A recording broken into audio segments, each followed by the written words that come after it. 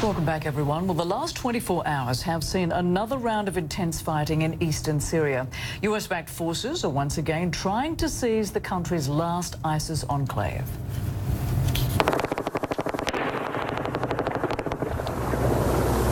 That was the scene on Sunday. You can see and hear the explosions that light up the night sky and hear that heavy gunfire.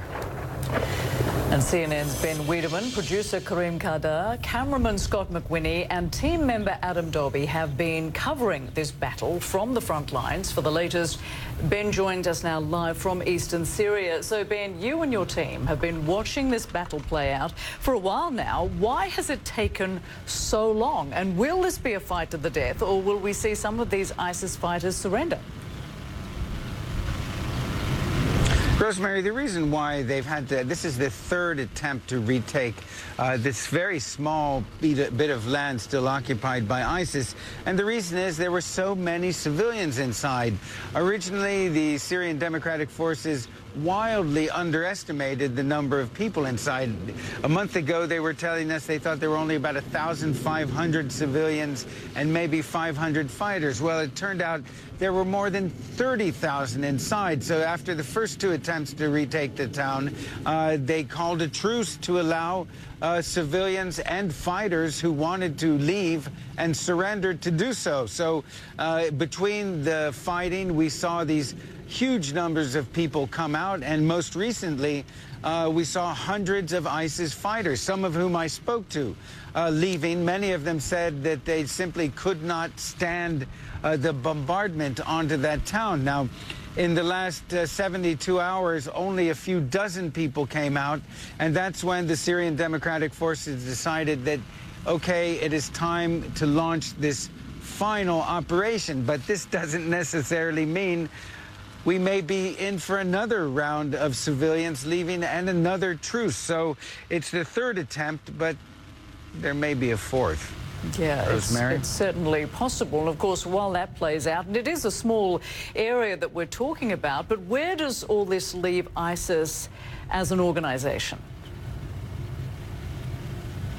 As an organization, it continues to exist and operate, excuse me, in other parts of Syria and Iraq, but as a territorial entity, as a pseudo-state, it is certainly in its last days. Now, we got a chance to go into that encampment, part of it that has been liberated by the Syrian Democratic Forces.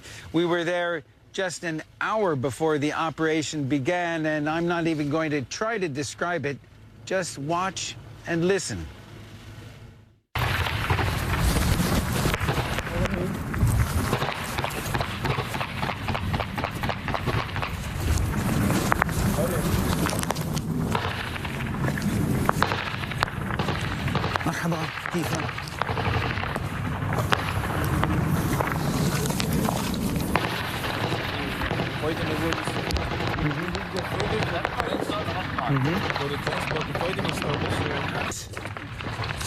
Go.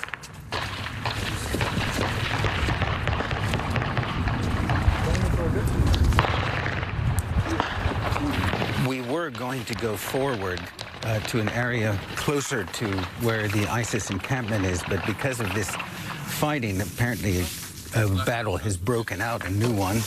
So we're not going any further. This is as far as we can go at this point. Now, it appears that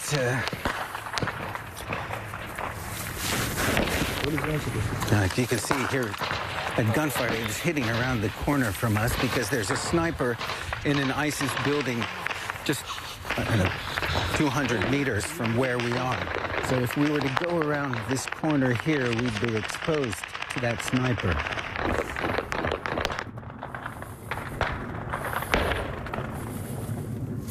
Now, Scott McWhinnie is holding the camera around the corner, but not going around the corner himself because of the possibility of getting hit by that sniper.